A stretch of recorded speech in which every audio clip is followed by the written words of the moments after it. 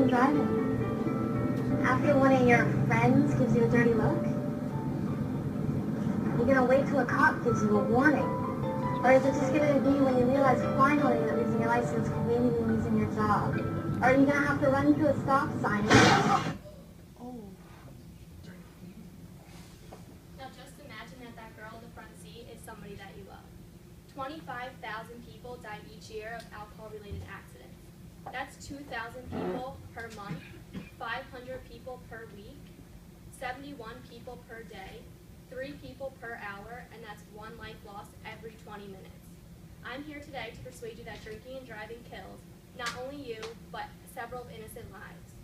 I feel comfortable talking to you about this today after researching postdam.edu, alcoholalert.com, sbwire.com, centurycouncil.org, and madd.org.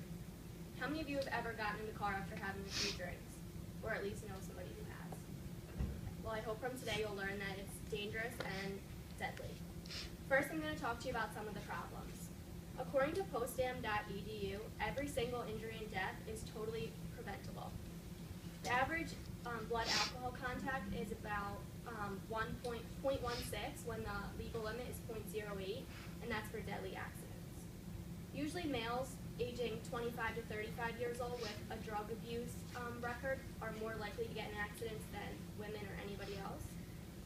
And also when you drink alcohol, your brain and your vision are altered, and the muscles in your eyes start to relax, which causes like tunnel vision and a decrease in depth perception, which I'm sure you guys can just imagine what that's like if you're behind the wheel of a car.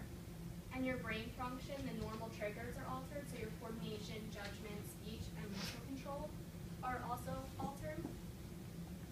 According to alcoholalert.com, if you drink and drive, you're 3 times more likely to be involved in an accident than a sober driver.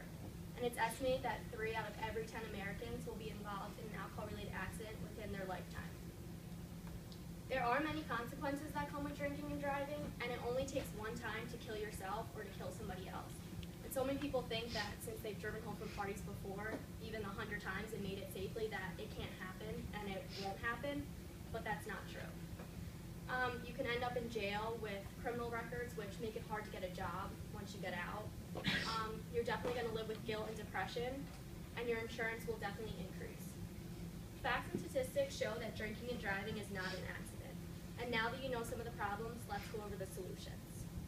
There are many ways to decrease the amount of accidents, and according to sbwire.com, 17% of children ages 0 to 14 that were killed in traffic accidents were in a car with an impaired adult. And that's so sad to think about because kids that young don't know what's going on and they can't stop it, so it's sad that they should be able to trust their parent and they really can't. And in 2010 alone, over 1.4 million drivers were put under arrest for impaired driving. There are specific ways to stop accidents before they happen. We need to have stricter enforcement on the existing VAC laws, which is if you get pulled over and you're 0.09, you should still get arrested even though the legal limit is 0.08. And we should have stricter enforcement on the zero tolerance for underage kids because if they get pulled over and just get an underage and not a DUI, that kind of reinforces them that it's okay to do it and that they'll get away with it. We also need more checkpoints, especially on holidays and big drinking nights. We should require mandatory treatment for people who need it. And the most logic thing would be to have a designated driver or to take the keys from somebody that's trying to get behind the wheel. Call a taxi or just be smart about what you're doing. There are plenty of solutions to stop drunk drivers.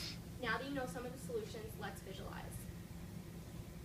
It only takes one person to kill themselves or others, like I've said before, and if you decide to get in the car after drinking, this is what will happen.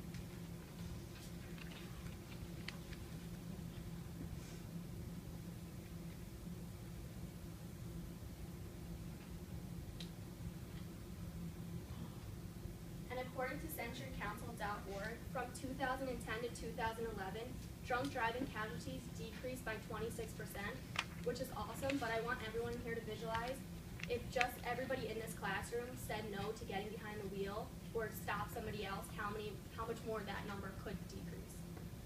Your family, friends, and innocent lives won't be taken from you, and on holidays and birthdays and family events, you'll all be able to be together.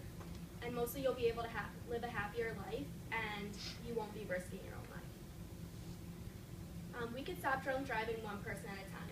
So now let's review. There are many problems and consequences that come along with drinking and driving.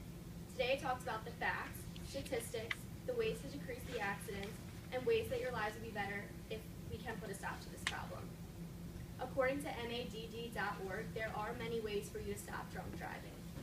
If you're driving and you see somebody that you assume is drunk, you can first stay as far away as possible because you don't want to put yourself in danger. Secondly, you can get their license plate number, the model of their car, or any important information. And then thirdly, call the cops and let them take it from there. And for more information, you can go to Alcoholics Anonymous World Service at www.aa.org. And always remember that the driver is safer when the roads are dry, but the roads are safer when the driver is dry.